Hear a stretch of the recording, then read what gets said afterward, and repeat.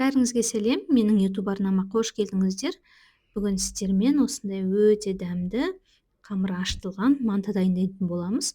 Осы видеоны соңына дейін көріп, достарыңызбен бөлісіп, астына жақсы пікірлер қалдырып, лайк басуды ұмытпаңыздар. Қазақша контент YouTube арналарды қолдауларыңызды сұраймын. Ал тағамды жасауды бастайық. Ең алдымен ұнымызға ашытқы, қант, тұз салып, үстіне жылы су құйып, жұмсақ қамыр илейтін боламыз. Қамырымызды илегеннен кейін үстіне сұйық май құйып, тағы да бір илеп, жылы жерге көтерілуін жібереміз.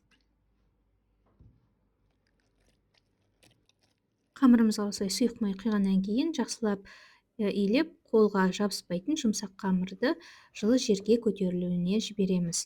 Салмасын дайындаймыз. Қамыр көтерілгенше мен жусай турадым осындай ұзындығы, және етімді қолдан майда төртбұрышты етіп турап шықтым.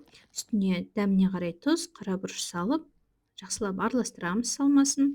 Егер де сіздерде еттеріңіз майлы болса, сұйық май құймасаңыздар болады. Менде ет қатты майлы болмағандықтан сұйық май құйып шықтым үстіне. Жақсылап араластырып, салманы дайындап қоямыз. Қамырымыз осы уақытта көтеріледі. Бір көтерілген қамырды қайтадан бір басып, қайтадан көтерілуге, екінші рет көтерілуге мен жібердім. Егер сіздерде уақыт тығыз болып тұрса, бір көтерілгеннен кейін де жасай берсеңіздер болады. Міне мен қамырым екінші көтерілгеннен кейін осындай болды.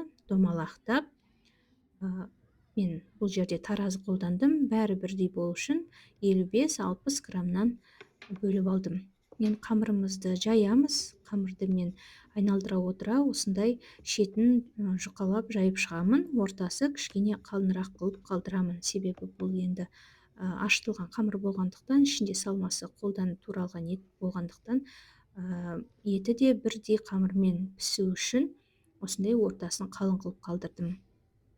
Міне осылай қамырымды жайып алғаннан кейін ортасына 2 ас қасық салмамды салып, айналдыра осылай түйіп шықтым. Қазір түйген жерін тағы да көрсетемін сіздерге, түсінікті болу үшін.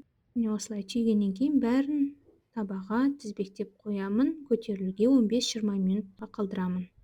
Сіздерге тағы да түйу әдісін жақынырақ көрсетейін. Сол қолымызға қамырды қоямыз, үстіне 2 ас қасық салмамыз салып, мінекей осылай жинап отырып, айналдыра отыра түйіп шығамыз. Түйілген барлық мантымызды ыдысқа қойып, бетін орамалмен жауып, 15-20 минутқа көтерілуіне жібереміз. Көтерілген мантыларды мантаваркаға салып, ыдысын міндетті түрде майлауымыз керек, және орталарын кішкене алшақ қоюымыз керек. Себебі бұл тағы да піскен кезде көтеріледі, бір-біріне жабысып қалмау үшін. Жақсылап орталарын кішкене ашып-ашып қоямыз.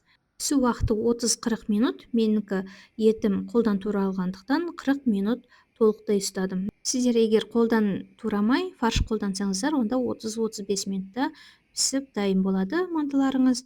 Міне дайын болған кезі осындай. Мен қолдан жасалған соуспен осылай қасына қойып бердім. Осы соустың да рецептін салатын боламын. Дайындап көріңіздер, өте дәмді болады. Достарыңызбен бөлісіңіздер. Сіздермен болған мен Майра. Келесі видео рецептте кездескенше сау болыңыздар. Ас болсын.